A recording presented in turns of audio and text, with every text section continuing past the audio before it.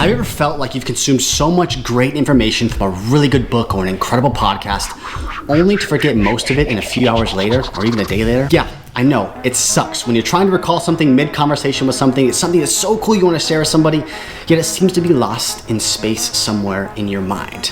But what if I told you that there are 4 core steps to supercharge your memory retention and remember 95% more information after you consume it, so you don't have to experience that getting lost in space memories anymore? While researching ways to boost my own memory retention, I stumbled upon Hermann Ebinnhaus's Forgetting Curve from his 1885 book on memory. The data is just shocking. Just 1 hour after learning, perhaps even after a highly motivated learning session, we tend to forget about 50% of the new information that we just take in. And by the end of the week, a staggering 90% of that information could be lost. What? Seriously, dude? So how can we become greater and not have our memories get lost in space if this happens?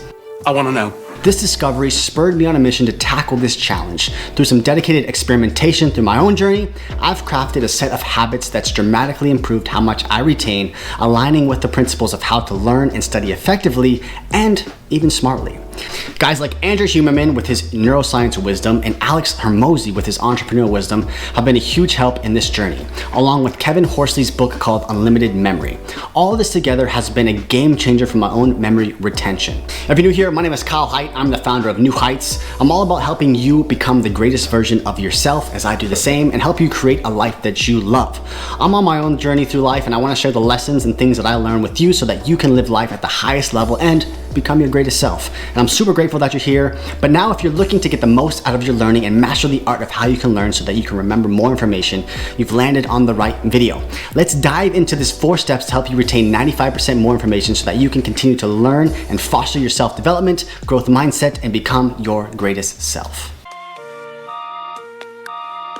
If you're really wanting to grasp the essence of how to learn effectively, optimize focus, and redefine how you learn and study, this is the place to be. But before we dive into the core 4 steps, I'm going to give you some context through what is known as the knowledge pyramid. But if you stick with me here, it's all gonna make sense and wrap all together.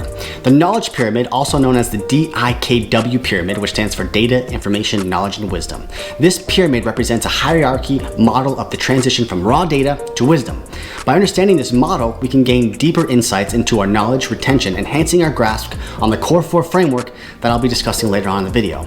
The pyramid framework helps us differentiate between various levels of understanding from the most basic to the most sophisticated. So here's a breakdown of each layer of the pyramid. Level 1 is data. Data is a set of unprocessed facts, symbols, or raw bits without any context. Essentially, data points are objective and uninterpreted. An example of this is a single measurement of temperature, a list of numbers that are specific without any meaning. Now the next layer on the pyramid is information. Information emerges when data is processed, organized, or given structure. It allows basic questions to be answered like the who, what, where, and when.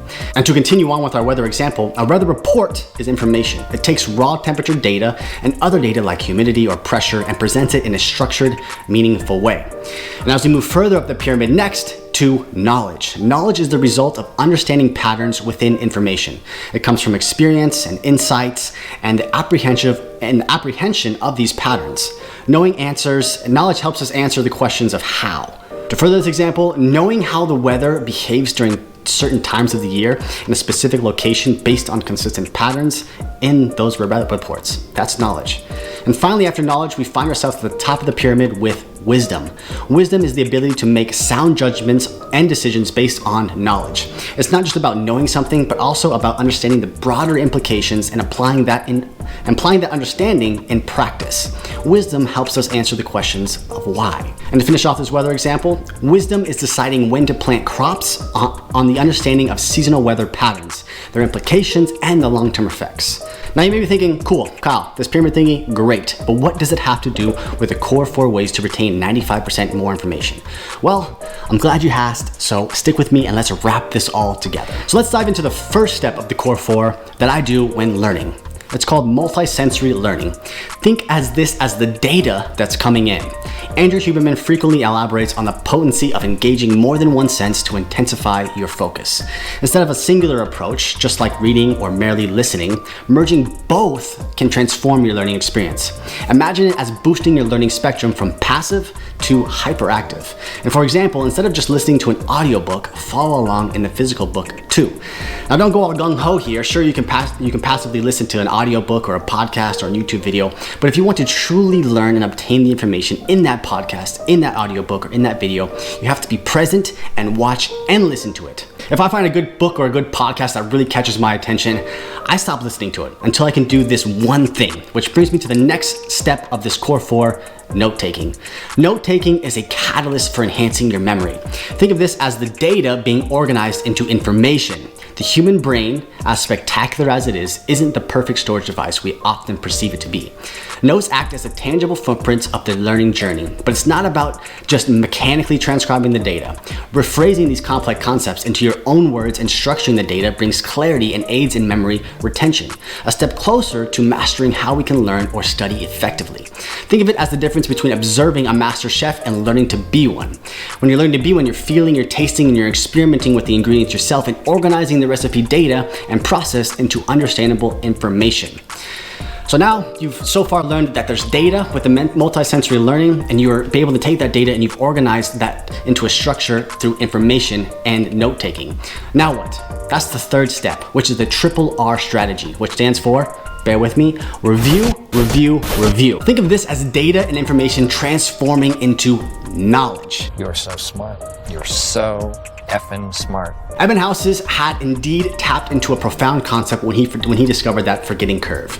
Periodically revisiting what you absorbed can serve as a solid pillar against that crazy forgetting curve. It may seem pretty obvious to review your notes, but this is what allows you to really grasp the data and information and make it knowledgeable for you. For me, I personally like to review my notes throughout the day, but what works the absolute best that brings this point home is reviewing your notes at night before bed.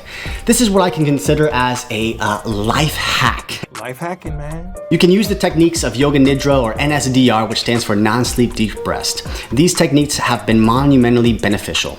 You can even do NSDR in the middle of the day, right after, let's say, you've learned something in the multi-sensory learning aspect and you've taken some notes. And reviewing the notes at night and or doing the NSDR allows your brain to move back into a slower theta state so that you can then recall and process everything in order to further solidify the day's myriad of learnings and transforming it into knowledge. That is smart. Then finally, the most important step. You can't skip this step, as this is what truly solidifies the whole process of learning and obtaining more information. Step 4 is to do and teach.